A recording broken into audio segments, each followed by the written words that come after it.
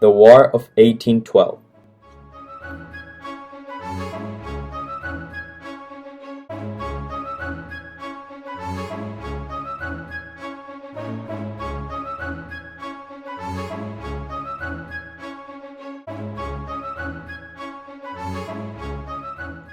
Movement towards war.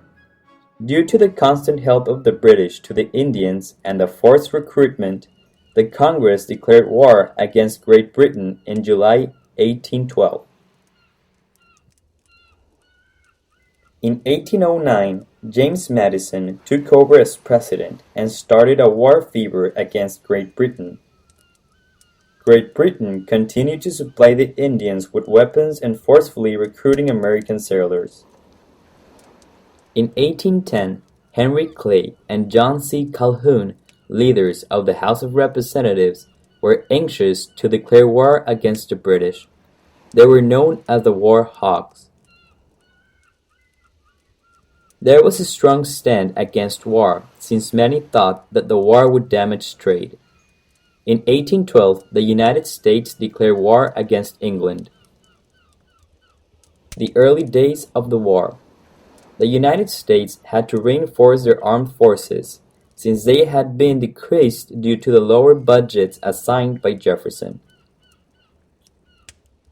The declaration of war came at a bad time for the British, since they were engaged in a war against France.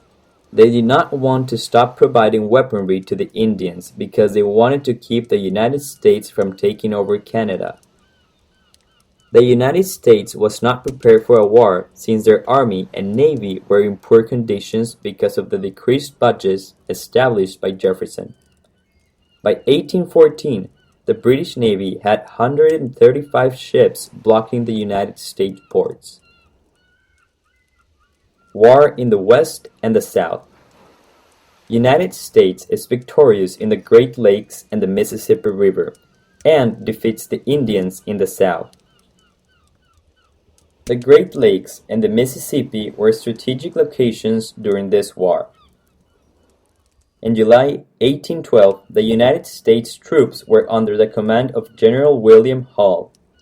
They invaded Canada, but were later defeated by General Brock.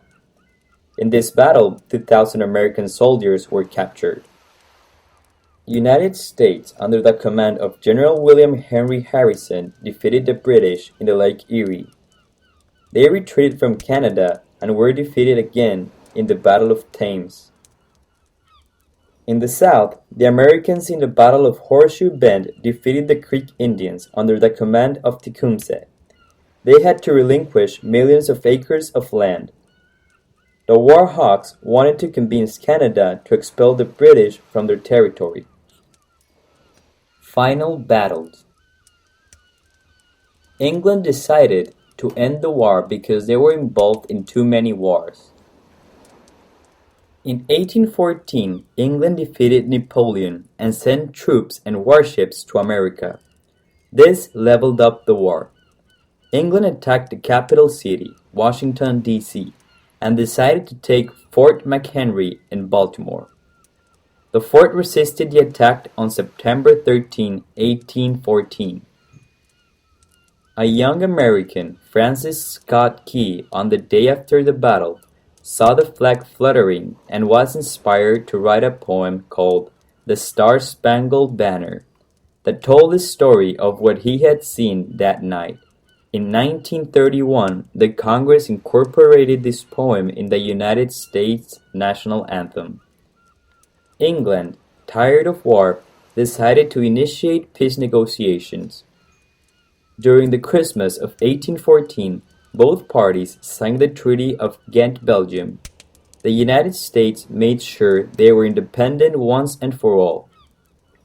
News about the end of the war took some time to arrive, and in January 1815, the United States, under General Andrew Jackson, defeated the British in the Battle of New Orleans.